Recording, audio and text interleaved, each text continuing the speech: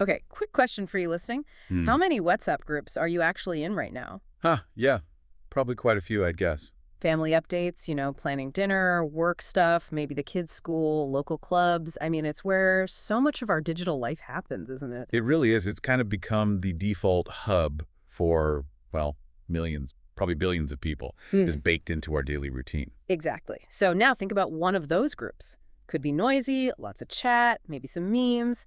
What if I told you that group, or, one like it, could actually become, well, a business, a profitable one? And crucially, we're not talking about spam here, not annoying marketing messages.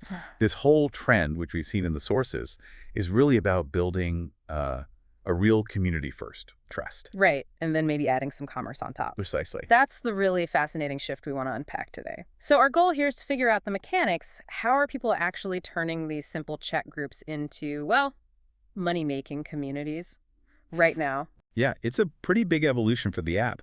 WhatsApp isn't just for chatting anymore. It's becoming this powerful business tool. And largely because everyone already has it, right? No need to download anything new. Exactly that, which is why you see it taking off, especially in places like India, Nigeria, Kenya, Brazil too, I think. Brazil, definitely.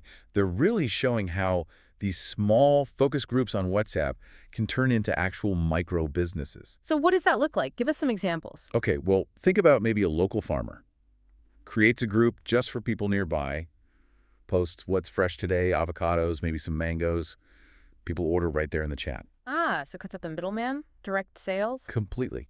Direct to consumer, just using the chat app. Yeah. Or take a fitness coach. They could run their entire business inside a paid WhatsApp group. Daily workouts, meal plan tips, Q&A. All of it. No fancy website needed. Their clients are right there. And you see tons of other niches, like daily language tips groups where people practice. Or groups for single moms focused on wellness. Stock tips, sports betting odds. Wow, okay, so really specific stuff. Very specific. But the common thing is people join because they get consistent value, something they can't easily find somewhere else. That connection or information. Oh, okay, I get the idea. Hmm. But how does someone actually do it? Like, what are the steps if you wanted to try this? Well, based on what we're seeing, it actually starts pretty simply. Step one, find that specific niche, Yeah. that shared interest. Find your tribe. Find your tribe, exactly. Yeah. Step two, start small. You don't need like hundreds of people right away, maybe just 20, 30 people who are genuinely interested. Yeah. It's about building that core first. Right, quality over quantity, especially early on. Definitely. Then step three, and this is really crucial, consistency. You got to deliver useful stuff regularly, daily, maybe. Like curating news or answering questions, sharing tips. Yeah. Or sparking discussions. Whatever adds value for that specific group. It needs active management. You can't just set it and forget it. And here's a point I found really interesting from the sources. You don't actually have to be the world's biggest expert yourself. That's absolutely key. Your role can be more like a curator or a moderator. You find the good info, you share it, you keep the conversation on track, make sure it's valuable. So your skill is more about facilitating the community. Exactly. Nurturing that space. Okay, makes sense. So you build this valuable community, you keep it going. How does the money part actually work? How does it become a business? The most common starting point seems to be a small monthly fee. Really low barrier, like maybe $2, $5, maybe up to $10 a month. And people will pay that for good, curated content. Apparently, yes. Mm. If the value is consistent, many people are willing to pay that small amount. And, it adds up as the group grows. And then as it gets bigger, are there other ways? Yeah, once you've built that trust and value, you can layer things on. Maybe a one-time entry fee, or using affiliate links if you discuss products. Sponsorships, maybe, from local businesses?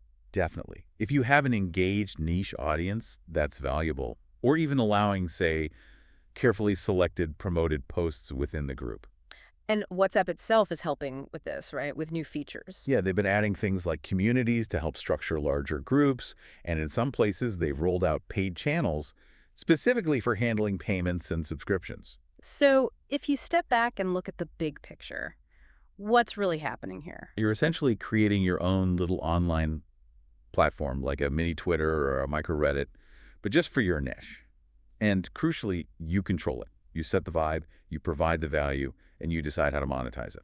So fundamentally, it boils down to monetizing attention and trust. Exactly. Within a community you've actively built on a platform everyone's already using constantly. And this isn't some future prediction, right? This is happening now. Oh yeah, people are doing this, scaling it, and making real income from it right now in 2025. Huh.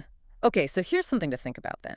The next time you're scrolling through one of your many WhatsApp groups, just pause for a second. Look at the conversation, the shared interest there. Could that community, that shared space, could it potentially become something more? Maybe even a small business? It's definitely something worth considering.